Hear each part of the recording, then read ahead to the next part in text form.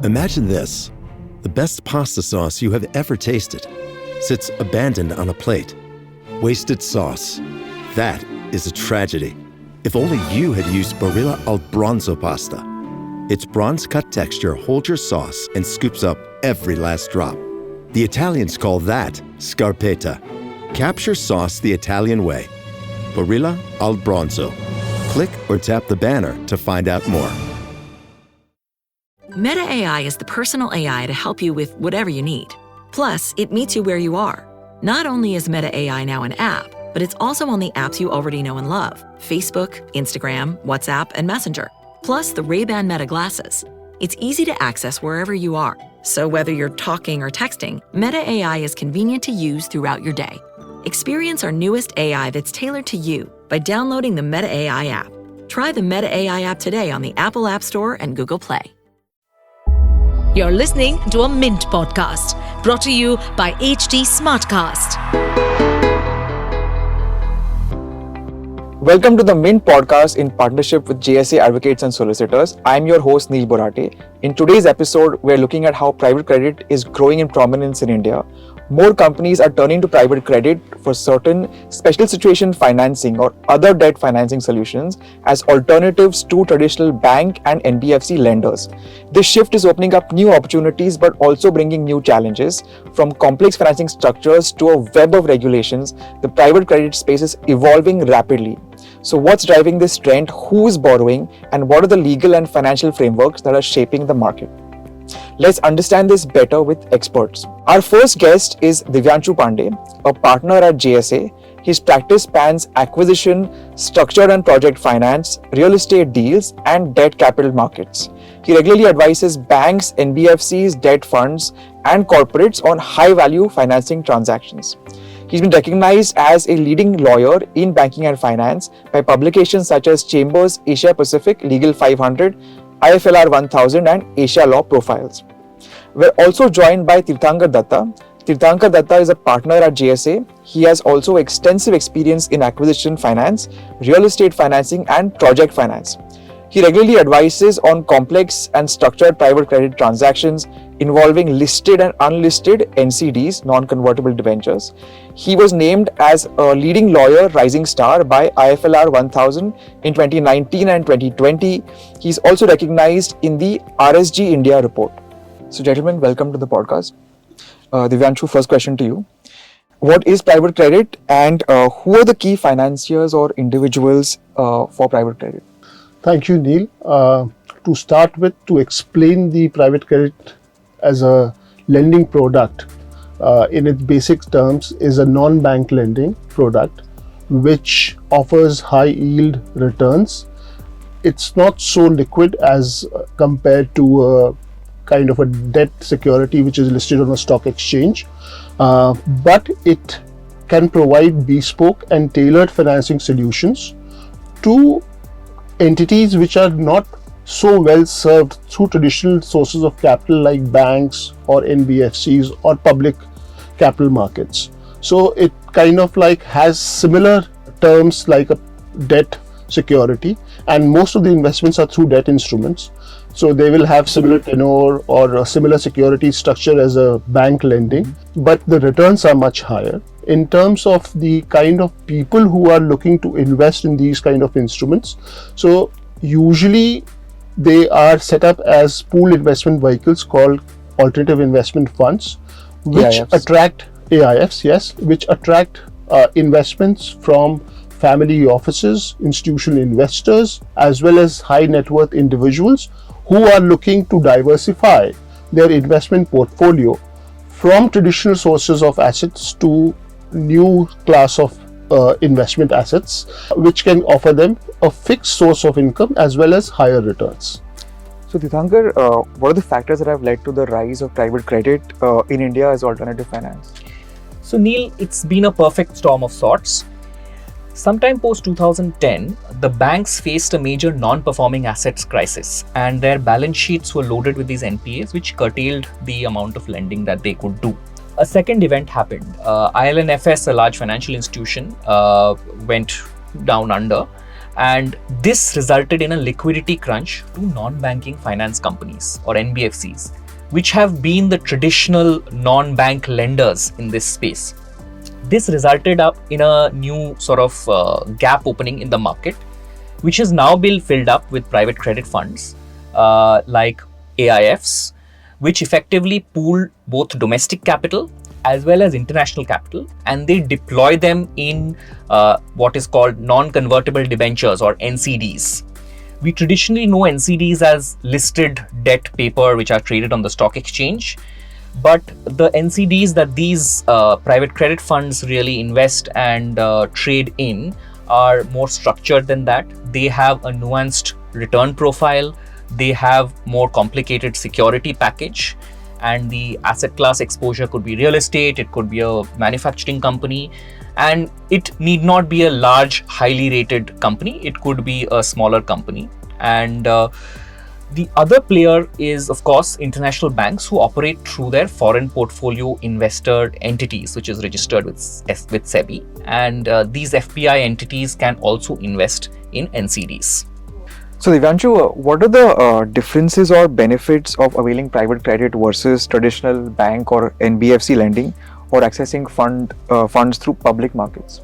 So Neil, as I mentioned earlier and what Tirthankar just mentioned, that like private credit as a investment or investment strategy offers an opportunity to investors to offer funds to not so well rated companies. So effectively what private credit is doing is that giving access to more market players, and these could be early stage companies, new age companies, or even your traditional brick and mortar company who have gone through stress but are not able to access bank funds because of the fact that, like, yes, banks are wary, or there could be regulatory regime around it for certain opportunities like acquisition financing, where banks are restricted from funding acquisition of shares, right? So this is where private credit comes in and fills in the space. As Tirthankar mentioned, that earlier NBFCs used to be the dominant player, but he has already explained the reasons why this place got filled in by alternate finance providers like AIFs,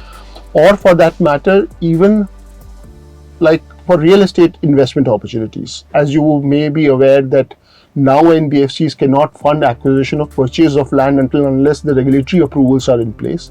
So that's the place where AIF can also step in. It kind of like helps in terms of filling the gaps which are existing in terms of funding opportunities by way of credit because of the regulatory restrictions and certain capital requirements which could be faced by our traditional sources of debt providers like banks or NBFCs. And could you give us some numbers in this space? How large? So currently, if I'm not wrong, the market is around USD 10 billion, but there is a huge potential where people are expecting that in a couple of years' time or in few years' time, it can grow up to $25 billion as well. Right. So Tirthankar, over to you. What kind of funding opportunities or structures are being funded by private credit? Right.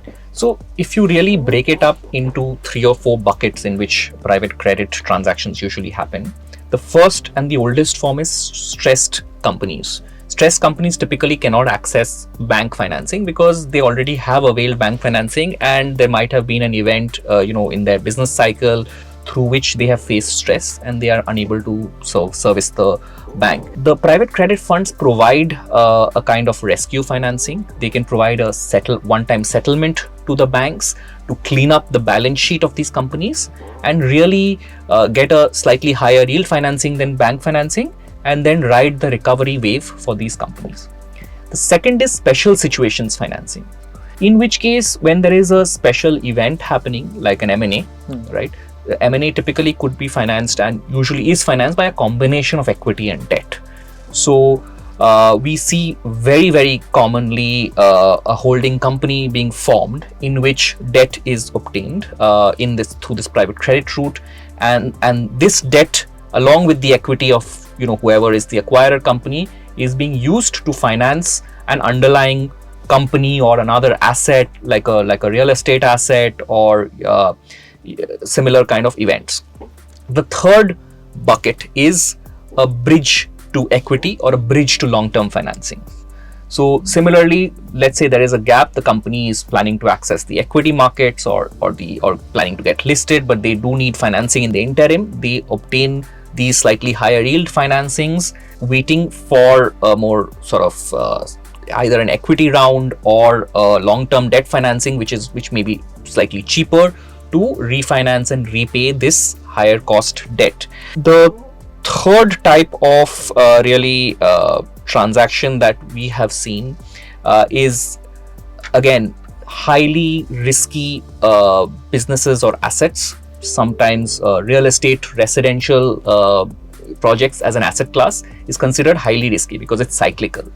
So we have seen private credit really come up and provide the last mile financing for a lot of projects which are stuck, or even provide the construction financing, which is the more riskier sort of phase of the financing.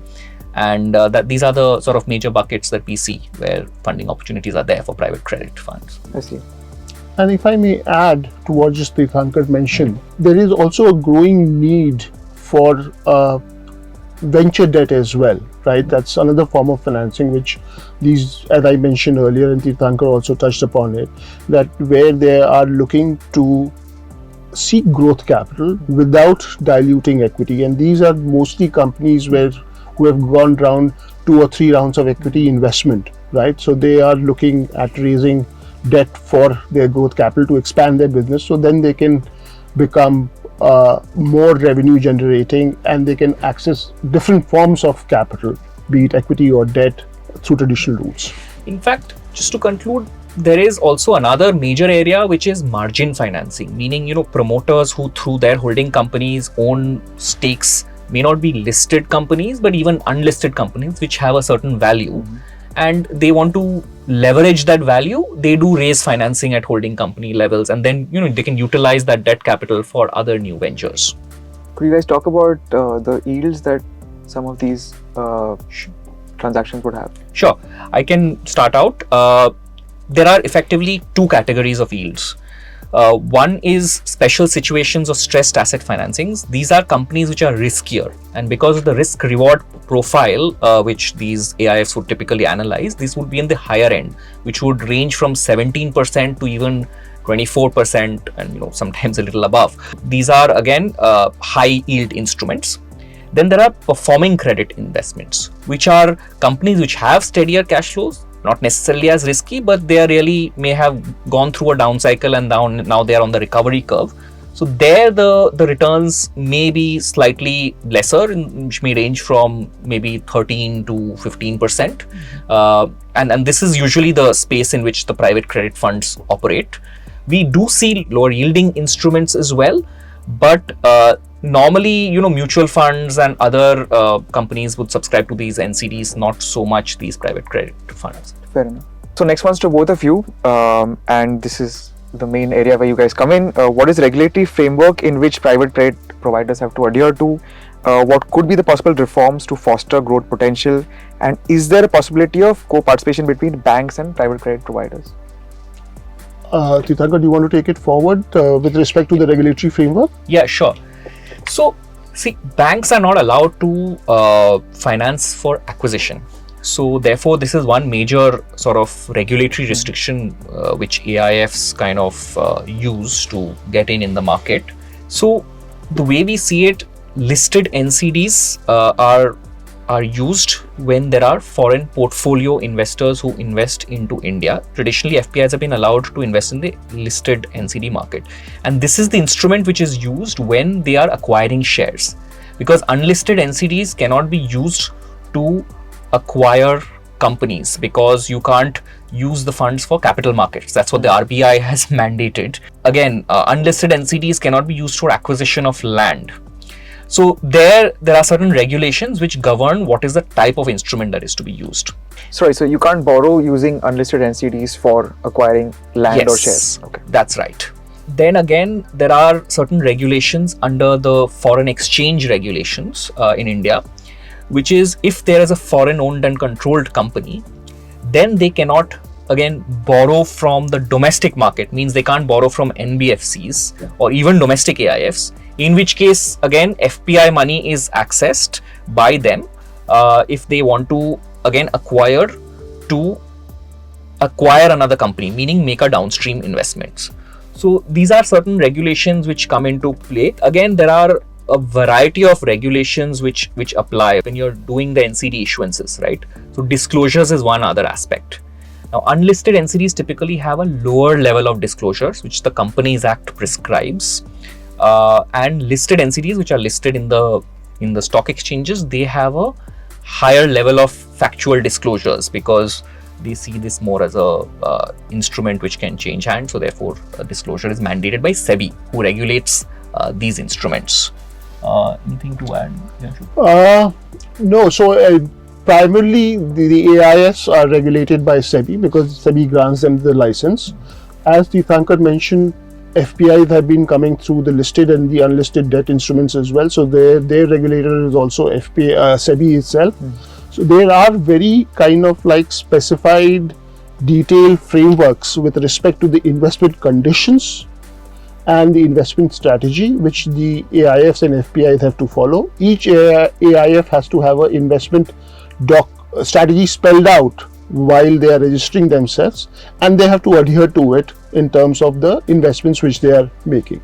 So, right. And to add to that, there is also a layer of laws and regulations which come into play depending on what is the underlying asset, right? Underlying the debt, there could be security over real estate projects, in which case, regulations like RERA become important. Regulations like Transfer of Property Act, how you create the mortgage on the assets become important. If the underlying security is listed shares, then SEBI regulations govern what disclosures need to be made to the stock exchanges. If it is an unlisted shares, you do need to look at the articles of association very carefully as to how these shares really can be liquidated. Right? Even enforcement of an asset like a manufacturing company or a factory or a real estate project through the SARFAESI route, there are limitations. For example, unlisted NCD holders do not have the benefit of that route for enforcement of security if something goes wrong and the company defaults. That's correct. And however, listed NCDs, they can use the SARFAESI Act. So it is important to also analyze the worst case scenario, right? Yeah. If things go wrong and you're not getting your return, then how do you get your money back? Exactly. So taking a cue from what Tirthankar said, one of the possible areas of reforms could be recognizing AIF as a separate class of investors which can get the benefits of SARFAESI Act and the RDDB Act for debt recovery and debt enforcement without being identified by the nature of the instrument, whether it is listed or unlisted. Second possible regulatory reform could be in terms of the fact that AIF, Category 2 AIF funds, under which scheme most of the debt funds are incorporated or registered with SEBI and who are the major source of private credit funding, they should be allowed to take leverage from the domestic market, which is not permitted under the current regulations. However, if they are incorporated in GIFT City, then they can leverage. This will enable them to provide long-term capital or funding solutions. Given our infrastructure needs, I think that will be a welcome change, because given the restrictions around taking leverage, they usually offer a closed-ended scheme at the end of which they have to return the capital and the returns to their investors. So they do not have the ability to provide long-term capital which could be required for infrastructure development and operation both. Second thing could be having a very active secondary loan market where these private credit funds can kind of come in and acquire assets or sell assets to other investors. While some changes have been made, like last year or 2 years ago, RBI, when it came out with the new regulations on transfer of loans, allowed these AIS to invest in distressed opportunities where they could take the loan exposure from the banks if the bank's assets have become a non-performing asset. But similar thing could be done for standard assets also, which are performing assets, where if an AIF has the investment appetite, then they could participating in the exposure with the banks or other financial investors. Third thing could be, I would say, that the differentiation between listed and unlisted debentures especially by SEBI, by asking that if an entity has issued and listed debenture once, even if it is a private company, then all the issuances should be listed only. I think that's a bit of a regulatory constraint which SEBI should look at, especially if it wants to encourage this industry going forward as an alternate source of capital to mid-range and not so well-rated companies. Yeah, just to add to that, I think what SEBI has done in a slew of regulatory amendments is that they're trying to make the NCD market deeper.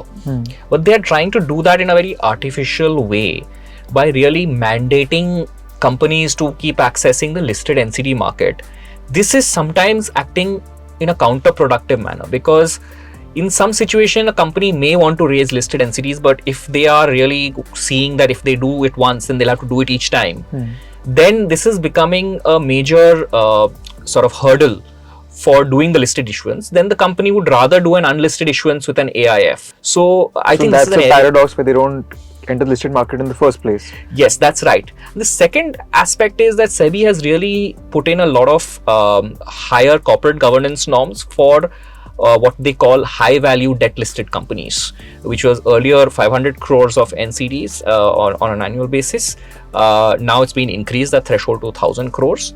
But to a certain extent, these are not real. These instruments or listed NCDs are not akin to the company being listed.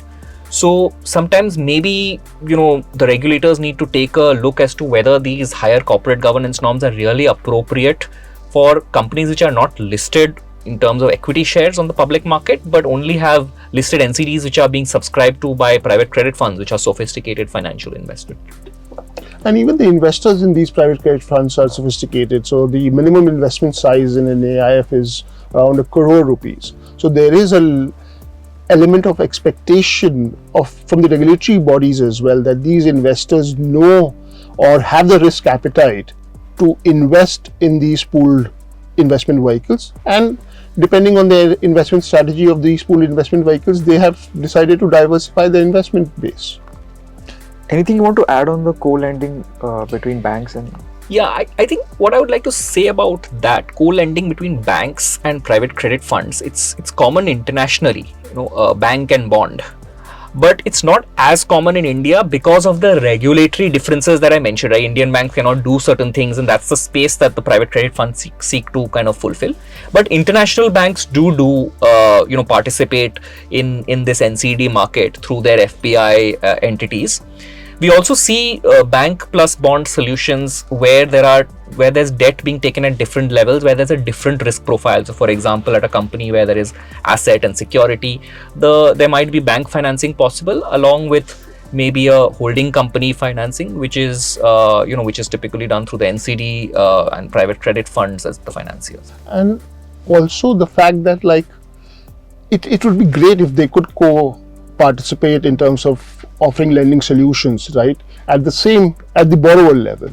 But given the fact that the investment tenure horizon of a bank could be much longer as compared to a private credit fund, which usually ranges anything between 3 to 7 years, and the returns which they are expecting to offer to their investors is much higher than a bank lending rate. So of course the bank financing becomes a cheaper option, right? So in the near future, it seems to be slightly slim in terms of them coming together, but you never know as the market evolves and the capital requirements of the companies in the growth phase become bigger, then you could see that there could be some kind of a participation or an arrangement between these alternate finance providers and the banks. In fact, keeping that in mind, the RBI came out with the intercreditor agreement in context of June 7th circular, where they specifically recognize that yes, if there are different level of or kind of lenders sitting, then they need to enter into intercreditor agreement if they are doing a restructuring out of the IBC framework. All right. And finally, what are the typical risk mitigants that private credit lenders deploy in relation to their investments or should deploy?